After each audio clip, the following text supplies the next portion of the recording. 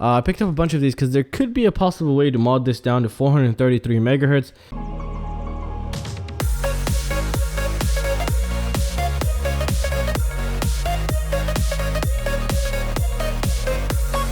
Hey, what is up guys, and welcome back. So today we're going to be taking a look at one of the R9M module combos. Now I've picked up a couple and you guys haven't seen them on the channel because I just thought there was no need, but this one is quite different. And why am I saying is it different?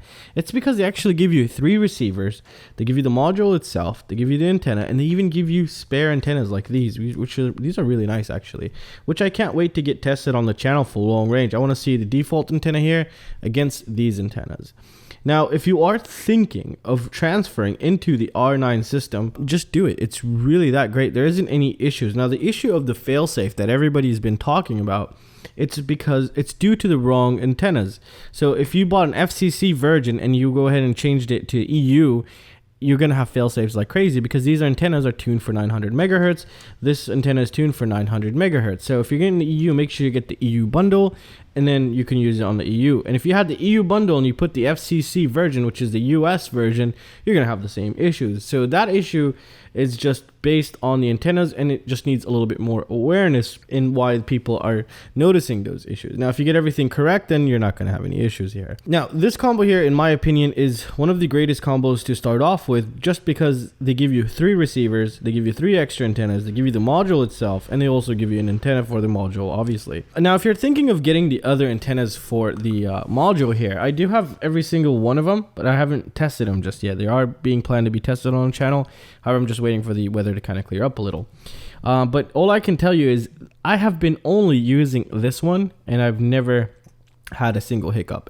Now, I haven't gone over 5 kilometers, and you know, but even then I don't even hit 70% RSSI, which is really nice. The only time I would is if I'm basically pointing it to the ground like this, like an idiot, or sitting on the ground pointing it to the ground. But other than that, if you just keep it straight up, you're going to be totally fine. You're going to get some crazy distance. And it's not only distance, you get a lot better penetration with this system. Now, I can't say anything about this receiver because I haven't used it, but I'll be using it very soon. But overall, the 900 megahertz frequency is a lot lower than the 2.4 gigahertz frequency, which means it'll have better penetration, better distance at a lower output power. So basically, if you're outputting, maybe this is theoretical, I haven't done the calculations or checked the calculator online, 100 milliwatts, you'll be flying further than 1 watt on 2.4 gigahertz. That's for sure. It's kind of the same concept with the 5.8 gigahertz VTXs and the 2.4 gigahertz VTXs, how you'll get more range with the 2.4 gigahertz because it's a lower frequency, and it's the same thing but with the radio control here. Now, this is not like an XM radio here. This thing has full-fledged F port and S port. It has an uninverted smart port. It has S bus. It's a pretty remarkable little receiver, and not only that, it takes anywhere between 3.5 volts to 10 volts, which I find to be pretty remarkable for such a tiny little package here. I'm actually quite impressed with the amount of things that it has. And as you can tell here, you can even set up, I think these can be even PWM outputs here, if I'm not mistaken. It doesn't really say much, but channel 1, 2, 3, 4, what else would it be other than being PWM outputs, which you can set up, and they do provide you this little baggie here.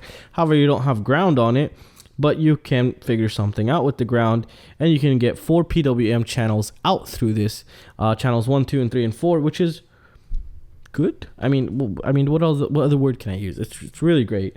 So overall, this package I think is a really great package to start off with, since they give you 3 receivers here. And if you are thinking of changing over, if you are getting a bunch of fail safes on your 2.4 gigahertz because you're flying through buildings, this would be a really great solution for it, especially at the current prices that they're selling these combos for. Especially now Christmas is also coming up, they're probably gonna have some sales here and there, and it's gonna be pretty interesting. Now, talking about the module as well as the receivers themselves here. Now, there's something pretty interesting also. I think they're all using the same type of RF chip here.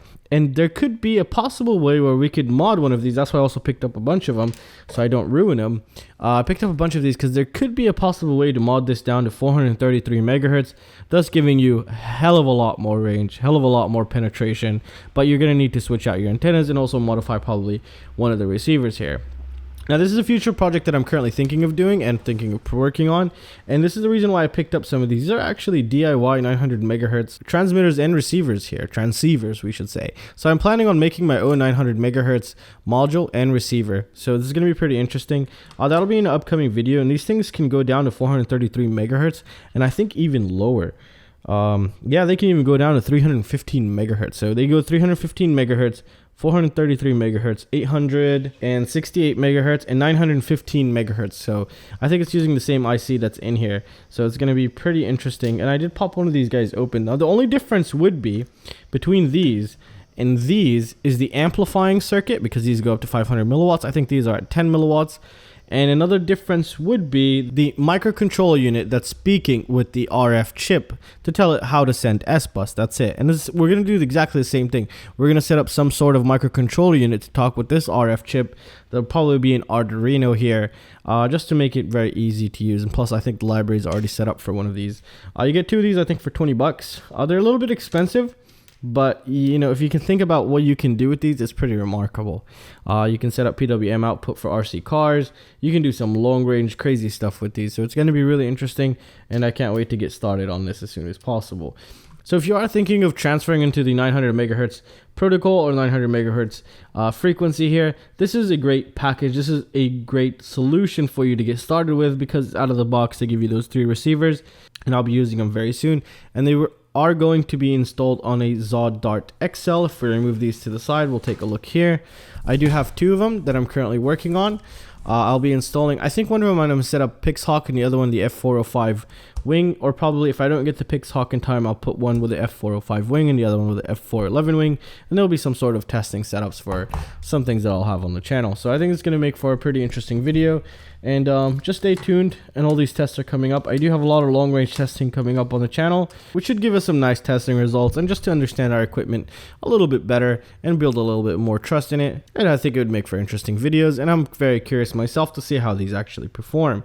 And well, that's going to conclude it for this video, guys. Sorry there's no long range testing right now. The weather is absolutely terrible, but it'll be upcoming throughout this week. Hopefully, I think we have 2 days of sun, and I'm just going to run out and just take these out and get them tested as soon as possible, because I do have a lot of long range testing that I'm waiting to complete here, and we should see that very soon. And well, that's it, guys. I really hope you guys enjoyed the video. I have a link to everything down below if you can check those out. Those greatly support the channel, and I'll see you in the next one. Peace out.